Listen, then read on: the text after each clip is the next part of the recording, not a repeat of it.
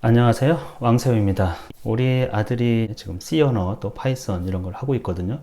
물론 엄청 잘하지는 않지만 일단 어떤 방식으로 접했고 지금 어느 정도 하고 있다 이런 정도, 그리고 어떻게 해왔는지 그 얘기를 간단하게 이제 나눠보려고 합니다. 그런 질문이 좀 있었어요. 일단 컴퓨터 활용이 어느 정도는 돼야 되죠. 그 기본이라는 게 이제 자판을 치는 거. 그래서 자판 연습을 초등학교 때 좀 많이 시켰어요. 그래서 특히 이제 영문 자판도 아주 잘 칩니다. 우리 한글 자판도 굉장히 잘하고, 파워포인트라든지 뭐 문서 작성하는 거를 좀 배웠어요. 학원에서 간단하게 이제 워드라든지 파워포인트 이런 문서 작성하는 거, 뭐 그건 긴 기간이 아니니까. 그리고 이제 게임을 통해서 여러 가지 이제 컴퓨터를 잘 활용하는 거죠. 그리고 기본적으로 뭐 파일 저장하는 거라든지 뭐 이동하는 거라든지, 그러니까 프로그래밍을 배우기 전에 컴퓨터를 어느 정도 사용하는 거, 그런 것들은 이제 기본인 것 같아요. 일단은 그런 것들을 이제 갖추고, 그다음에 중학교 올라와서 학원을 보냈어요. 뭐 스크래치라든지 약간 그런 이제 블록형 코딩 그런 것들을 좀 몇 달 했었죠. 4개월, 5개월 이렇게 한 것 같아요. 그리고 나서 그 학원에서 추천해 주기를 이제 C 언어를 한번 추천해 주더라고요. 뭐 제 생각에도 이거는 아주 천천히 가도 된다. 그래서 C 언어를 이제 하도록 했어요. 어렵죠. 사실 제가 대학 다닐 때 C 언어 과목이 있어서 배웠는데, 정말 저도 그 당시에 무슨 얘기를 하는지 잘 몰랐어요. 이거 뭘 어떻게 하라는 거야.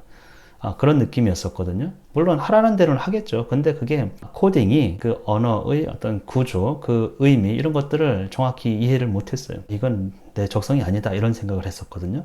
그래서 우리 아들이 하는 거를 보니까 어떤 면에서는 잘하는 것 같고 어떤 면에서는 굉장히 구멍이 많아요. 물리 세계에서 아이들이 무언가를 개념을 익힐 때 그냥 시도하고 아니면 말고 이런 식이에요. 해보고 아니면 말고 깊이 있게 생각해서 그것이다 이런 탐구가 아니고, 해보고 아니네, 이거 해고 아니네, 모르겠네, 어떻게 하지, 뭐 이런 식이더라고요.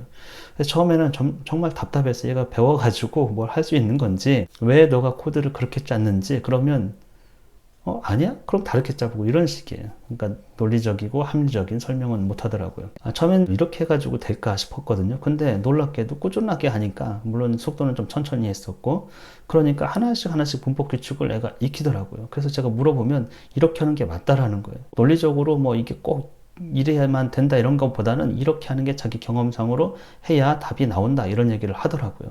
그래서 그렇게 해가지고 한 1년 정도, 대략적으로 1년은 좀 못 된 것 같지만 중간에 뭐 코로나였고 뭐 이래가지고 이렇게 좀 수업 자체가 끈기 있게 뭐가 진행되진 않았어요. 그리고 중간에 파이썬을 조금 접했거든요. 몇 개월. 파이썬은 그에 비해서는 훨씬 더 간단한 언어이죠. 그러니까 C에 비해서는 이제 규칙이 조금 인간에게 친화적인 약간 그런 측면이 있어요. 그래도 그것도 똑같아요.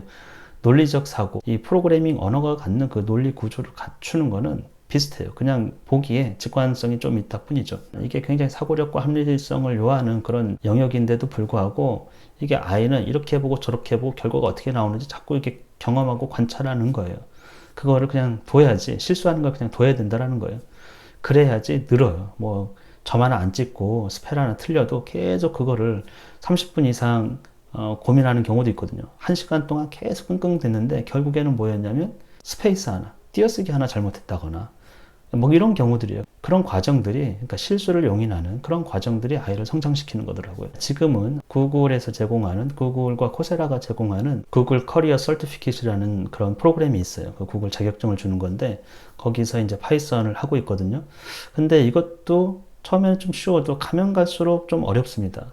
그래서 처음 접하는 문제, 이미 아이가 익숙한 문제는 스슥 해가지고 해요. 근데 처음 접하는 문제, 이런 것들을 다룰 때는 제가 생각하기에는 뭔가 좀 굉장히 막힐 때 깊이 있게 생각 안 해요. 지금도 마찬가지로.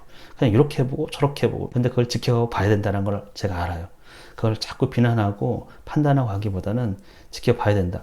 지금 제가 아이가 좀 어느 정도 한다고 생각해가지고 일주일 분량은 하루 만에 그냥 다 해버렸거든요.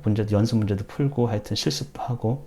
그랬더니 조금 탈이 나는 것 같더라고요. 집중력이 좀 떨어지니까. 그래서 다시 천천히. 그랬더니 엄청 또 잘 하는 거예요. 전에는 굉장히 어려웠다라고 생각했던 문제를 지금은 아주 잘하더라고요. 곧잘잘. 그러니까 이전의 경험이라는 게 도움이 됐을 것이고, 시도하고 좀 부족해도 한번 끝내보고 그리고 다시 한번 돌아와가지고 했을 때는 굉장히 좋아져요. 어려운 과제, 어려운 거를 뭔가 익힐 때는 중간에 포기하지 않고 끝까지 해보고, 다시 한번 해보고, 2번 해보고, 3번 해보고. 코딩도 이전에 했던 거를 짜보라고 하면 이전에 굉장히 그렇게 끙끙댔던 거를 지금 보면은 수월하게 하는 걸 보거든요. 이제 한 6개월, 8개월 꾸준하게 해서 자격증까지 가보려고 합니다. 제가 많이 늘었어요, 사실은. 이게 코딩이 수학하고 굉장히 밀접하게 연결이 돼 있고, 그게 논리적 사고에 오히려 수학보다도 훨씬 더 좋은 툴, 좋은 수단, 그러니까 좋은 교육, 이런 것들을 제공하는 것 같아요. 우리가 이제 소인수 분해를 간단하게 수학에서 직관성, 인간이 가진 이제 경험에서 보는 직관성이라는 게 있거든요. 딱 뭐로 나눠 떨어지는지 이런 것들이. 근데 컴퓨터는, 프로그래밍은 이 직관성에 의존하지 않고 기계적으로 처리를 해요. 계속 반복하면서, 루프를 돌면서. 근데 그런 것들이 오히려 이게 기계가 어떤 방식으로 작동하는지를 아주 합리적인 논리적 구조를 짜주는 게 인간의 논리력에 도움이 많이 된다는 거예요. 앞으로는 코딩하고 수학, 이곳을 좀 적절하게 이 과정들을 배치를 하고 아이들 눈높이에 맞게끔 해준다고 하면 문제집 푸는 것보다는 훨씬 더 나은, 논리적으로도 그렇고 사고력으로도 그렇고 실제적으로 아이들이 나중에 미래 사회에서 어떤 지식을 가지고 가야 그 미래를 선도하고 미래에 적응할 수 있는지 이런 것들을 본다고 하면 수학과 코딩을 좀 접목하는 건 꼭 필요한 것 같아요. 오늘은 간단하게 저희 아이가 어떤 방식으로 코딩, 파이썬까지 지금 왔는지 그런 얘기를 좀 나눠봤고, 나중에 구글 커리어 서티피케이트를 다 마무리하고 나서는 그것도 한번 나눠보도록 하겠습니다.